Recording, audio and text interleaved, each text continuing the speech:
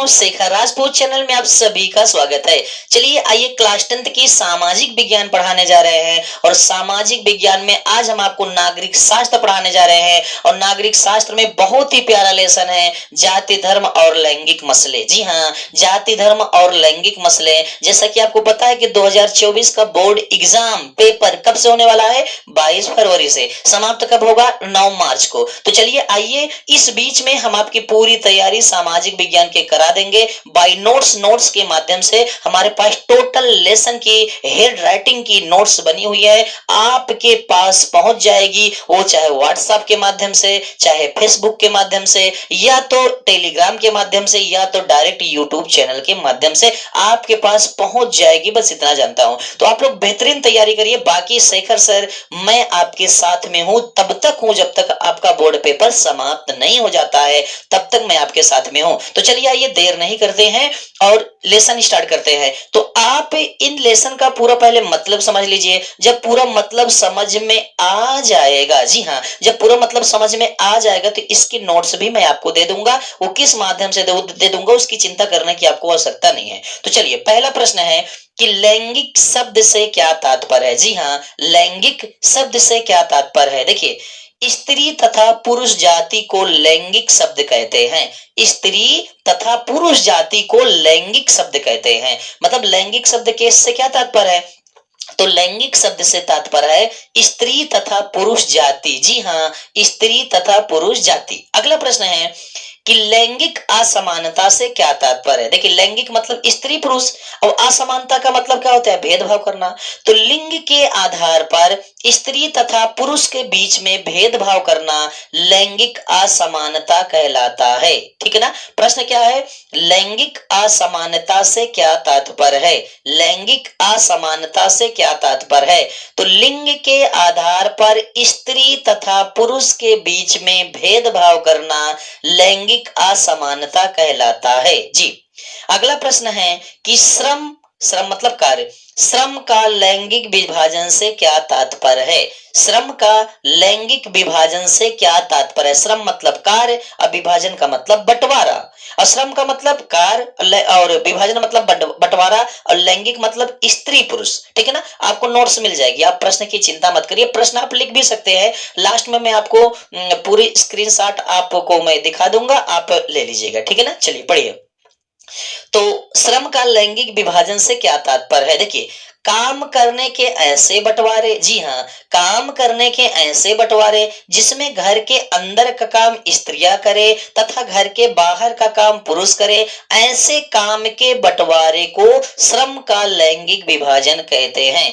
काम करने के ऐसे बंटवारे जिसमें घर के अंदर का काम स्त्रियां करे तथा घर के बाहर का काम पुरुष करे, ऐसे काम के बंटवारे को श्रम का लैंगिक विभाजन कहते हैं।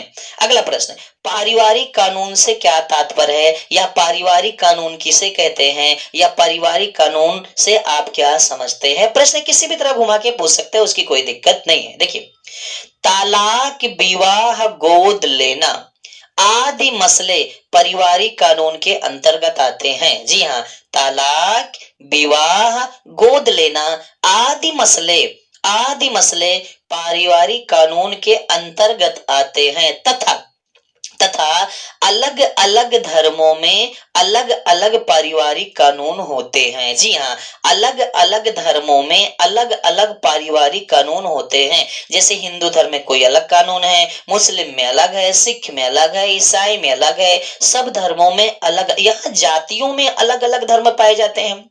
जातियों में अलग अलग मतलब कि रीति रिवाज पाए जाते हैं, परंपरा ट्रेडिशनल पाए जाते हैं। समझ रहे हैं कि नहीं? अगला प्रश्न है कि सांप्रदायिकता से क्या तात्पर्य है? जी हाँ, सांप्रदायिकता से क्या तात्पर्य है? देखिए, जब किसी भी जाति या धर्म के लोग, सांप्रदायिकता से क्या तात्पर्य है? ये प्रश्न है। जब किसी भी जाति या धर्म के लोग अपने धर्म को दूसरे धर्म से उच्च समझने लगे, जब किसी भी जाति या धर्म के लोग अपने धर्म को दूसरे धर्म से सर्वश्रेष्ठ समझने लगे, समझ रहे हैं ना? जब किसी भी जाति के लोग हो या धर्म के लोग हो अपने धर्म को दूसरे धर्म से सर्वश्रेष्ठ समझने लगे तथा अपने धर्म का प्रचार प्रसार करने लगे और दूसरे धर्म की आलोचना अर्थात बुराइयां करने लगे, तो ऐसी विचारधारा को क्या कहते हैं? सांप्रदायिकता कहते हैं। ऐसी विचारधारा को सांप्रदायिकता कहते हैं। मतलब जैसे अपना धर्म है, अपने धर्म को सर्वश्रेष्ठ समझ रहे हैं, सबसे ऊंचा समझ रहे हैं और दूसरे धर्म की बुराई करने लगे, तो जो ऐसी हमारे अंदर विचारधारा आ रही है ना, इसी को सांप्रदायिकता कहते हैं। अगला प्रश्न है कि धर्मनिरपेक्ष राज्य से क्या तात्पर्य है? क्या है? धर्मनिरपेक्ष राज्य से क्या तात्पर्य है? धर्मनिरपेक्ष राज्य से क्या तात्पर्य है? देखिए, एक ऐसा राज्य, धर्म, धर्म मतलब धर्म, निरपेक्ष राज्य से क्या तात्पर्य है? तो एक ऐसा राज्य, जी हाँ, एक ऐसा राज्य जिसमें किसी भी जाति या धर्म के आधार पर किसी प्रकार का भेदभाव ना हो। एक ऐसा राज्य जिसमें किसी भी जाति या धर्म के आधार पर किसी प्रकार का भेदभाव न हो और उनके बीच में किसी प्रकार का भेदभाव ना माना जाता हो और धर्म के आधार पर हम किसी प्रकार का भेदभाव ना करें। नहीं समझ में आ रहा है? जैसे प्रश्न क्या है?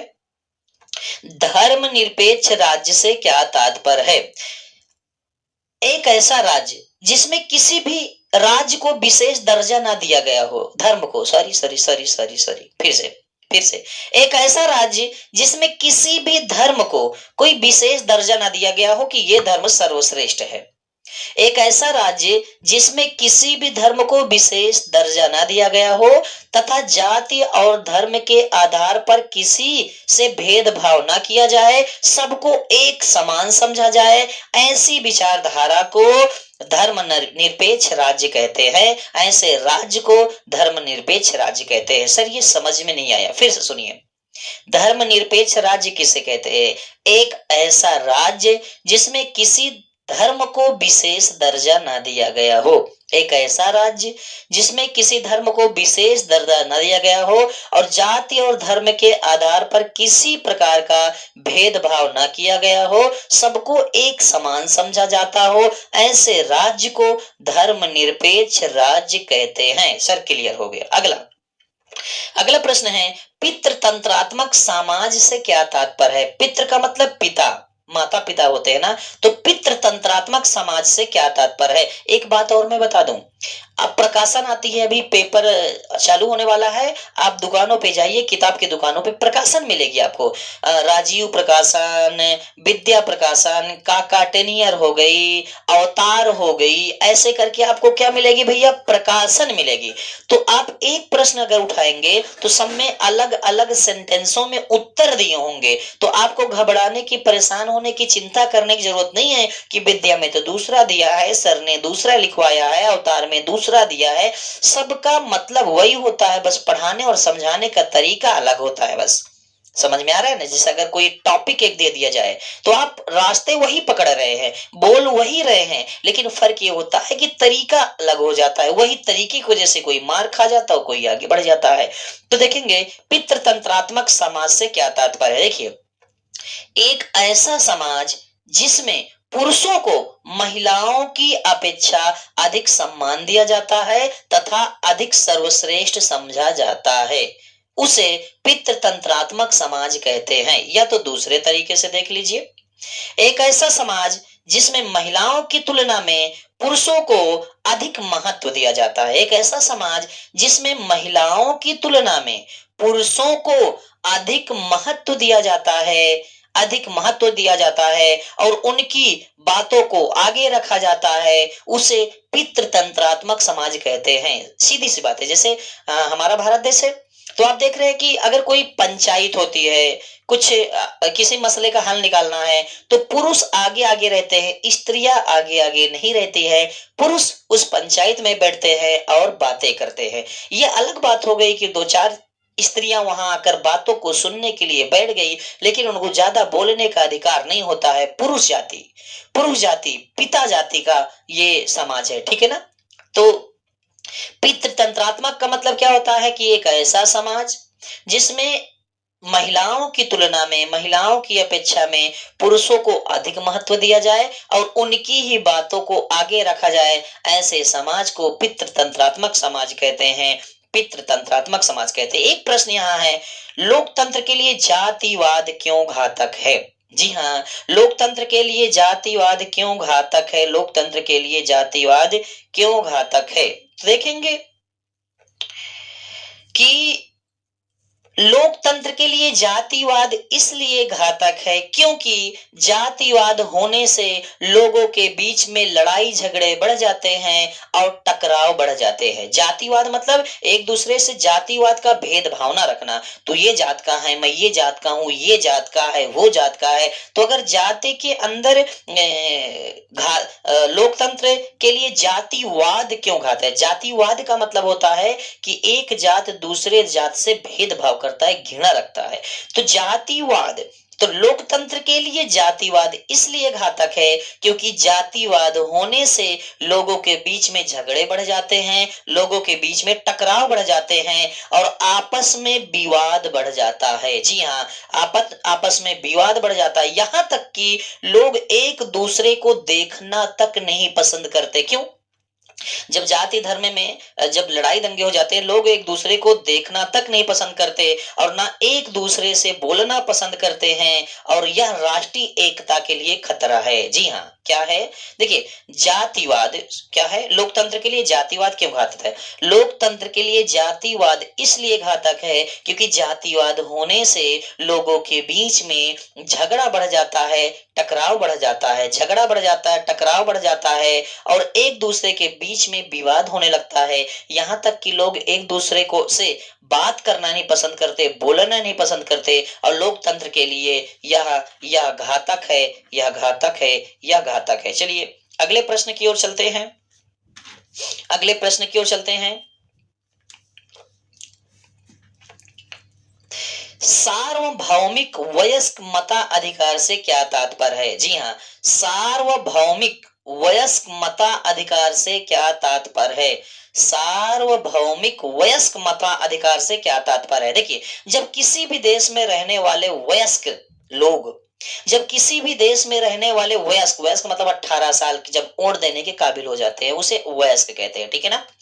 जब किसी भी देश में रहने वाले वयस्क लोग बिना जाति धर्म के आधार पर वोट डालने का अधिकार रखते हो, जब किसी भी देश में रहने वाले लोग, जब किसी भी देश में रहने वाले वयस्क लोग बिना जाति के आधार पर, बिना धर्म के आधार पर, बिना भाषा के आधार पर वोट डालने का अधिकार रखते हो, अर्थात मतदान करने का अधिकार रखते हो, अर्थात मतदान करने में किसी प्रकार का भेदभाव ना हो, तो ऐसे विचारधारा को सार्वभौमिक वयस्क मताधिकार कहते हैं। फिर से समझेंगे, जब किसी भी देश में रहने वाले वयस्क लोग, जब किसी भी देश में रहने वाले वयस्क लोग बिना जाति धर्म भाषा के आधार पर वोट डालने का अधिकार रखते हो और उनके बीच में किसी प्रकार का मतभेद ना हो, तो ऐसी विचारधारा को सार्वभौमिक वयस्क मताधिकार कहते हैं।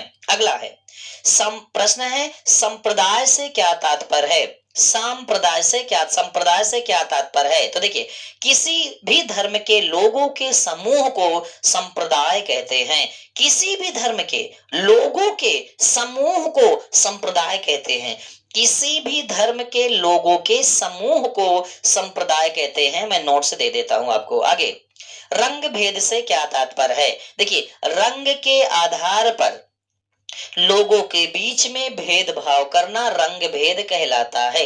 यह रंग के आधार पर, अर्थात काले और गोरों के बीच में भेदभाव करना रंग भेद कहलाता है। रंग भेद कहलाता है। भैया रात्रि मोड के पढ़ा रहा हूं यार, ये 3 बजे हैं, अभी मुंह तक नहीं धुला हूं कि मुंह धुल, बस उठा पढ़ाना शुरू कर दिया। मैंने कहा बच्चों का पेपर लग गया, पहले पढ़ाते हैं, बाद में देखा जाएगा। अगला, सन 2000 में जब सन 2011 में जब जनगणना हुई थी, उसके अनुसार लिंग अनुपात क्या था? जब 2011 में जनगणना हुई थी, जनगणना मतलब जनगणना मतलब गिनती, यानी लोगों की गिनती करना जनगणना कहलाती है। आपने कभी देखा होगा कि जो आंगनवाड़ी वाले होते हैं, मैडम होती हैं, वो एक रजिस्टर लेके आते हैं और पूछते हैं कि आपके घर में कितने सदस्य हैं, कितने स्त्री हैं, कितने पुरुष हैं, कितने बच्चे हैं, उम्र क्या है, वो टोटल चीज लिखते हैं। तो हर गांव से ऐसा ही होता है, जिसकी वजह से पूरे देश की जनसंख्या गिर जाती है।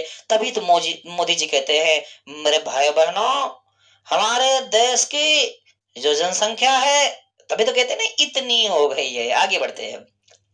तो जब 2011 में जनगणना हुई थी तो उसके अनुसार लिंग अनुपात क्या था? लिंग अनुपात का मतलब स्त्रियों की संख्या कितनी थी, पुरुष 1000 पर लिंग अनुपात निकाला जाता है, मतलब 1000 पुरुष पर कितनी महिलाएं आती है, इस तरह से लिंग अनुपात निकाला जाता है। तो प्रति 1000 पुरुषों पर महिलाओं की संख्या, प्रति 1000 पुरुषों पर महिलाओं की संख्या का अनुपात लिंग अनुपात कहलाता है।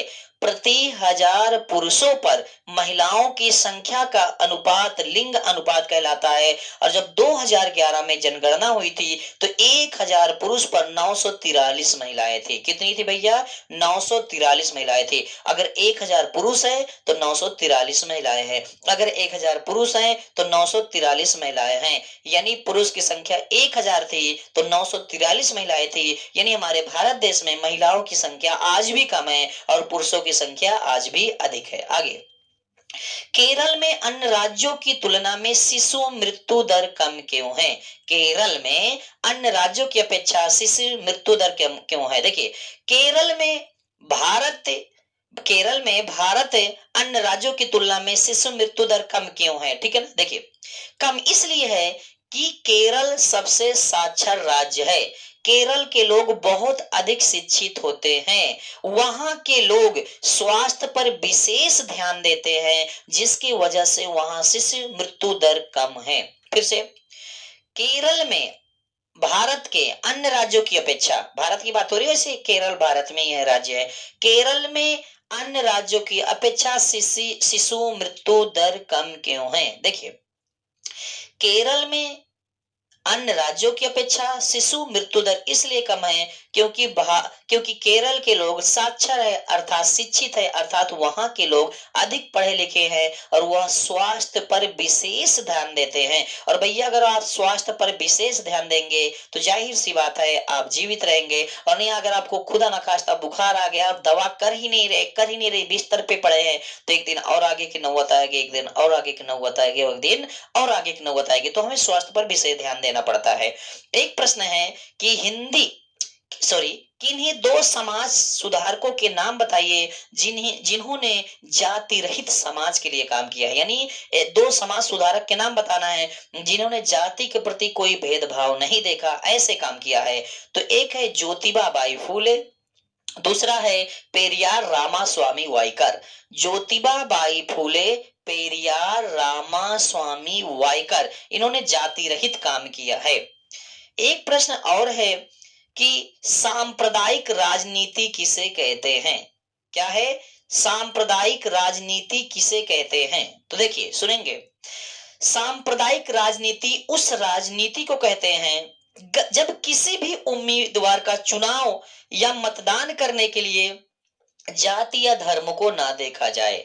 सांप्रदायिक राजनीति किसे कहते हैं? सांप्रदायिक राजनीति उस राजनीति को कहते हैं कि जब उम्मीदवार का चुनाव करने के लिए या मतदान करने के लिए किसी भी जाति या धर्म को ना देखा जाए, अर्थात जो भी विकास की दृष्टि से अच्छा उम्मीदवार हो उसे चुन लेना चाहिए, किसी प्रकार का भेदभाव नहीं करना चाहिए, किसी प्रकार का भेदभाव नहीं करना चाहिए। फिर से प्रश्न देख लीजिए कि सांप्रदायिक राजनीति किसे कहते हैं? सांप्रदायिक राजनीति उसे कहते हैं जब किसी भी उम्मीदवार का चुनाव करने के लिए या मतदान करने के लिए हमें किसी प्रकार के जाति या धर्म के आधार पर भेदभाव ना किया जाए। जो अच्छा उम्मीदवार हो उसी को वोट डालकर चुन लेना चाहिए, उसी को वोट देकर चुन लेना चाहिए। हमें जाति और धर्म के आधार पर भेदभाव नहीं करना चाहिए। जैसे मान लीजिए कि हम देख रहे हैं कि हम दूसरे जाति के हैं और कोई उम्मीदवार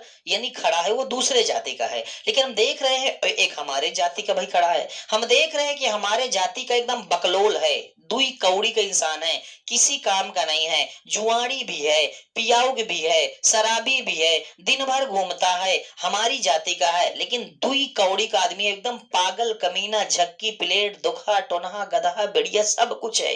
लेकिन फिर भी हम क्या कर रहे हैं, अपने जाति का पक्ष खींचकर हम अपने जाति वाली कोड दे रहे हैं, चाहे सिस्टम बर्बाद हो जाए, गांव के लोग बर्बाद हो जाए, ससुरा हमको गाली ही दे, हमको कुछ दे या ना दे, लेकिन अपनी ही जात को ओढ़ देना है। इट इज अ बदतमीजी, ये बेवकूफी है, ये बदतमीजी है। हमें ऐसा नहीं करना चाहिए। जो उम्मीदवार अच्छा दिखे, वो किसी भी जाति या धर्म का हो, उसे ओढ़ देना चाहिए, ताकि समाज का कल्याण हो, देश की तरक्की हो, गांव की तरक्की हो, जिला की तरक्की हो, शहर की तरक्की हो। बात समझ में आ रहा है कि नहीं आ रहा है? लेकिन हालांकि ऐसे उम्मीदवार ज्यादा मिलते नहीं है कि तरक्की हो। आप जिसे अच्छा समझते हैं, जीतने के बाद वो इतना अच्छा करता है कि अपना बंगला ऊपर। अच्छा, जीतने के बाद वो भी भेदभाव करने लगते हैं, कहते हैं यार बहुत ढेर सारे लोग हैं, हमको पता है वोट नहीं दिए। हाँ, हमारे गांव में 1300 वोट थी और हमको मिली कितना, 700 मिली। अगले वाले कितना मिली, अरे लाइट चली गई, ठीक है। अगले वाले कितना मिली, अगले वाले के 600 मिली। इसका मतलब हम तो जीत तो गए, लेकिन लेकिन हमें जानने वाले मानने वाले कितने लोग थे, 700 लोग थे।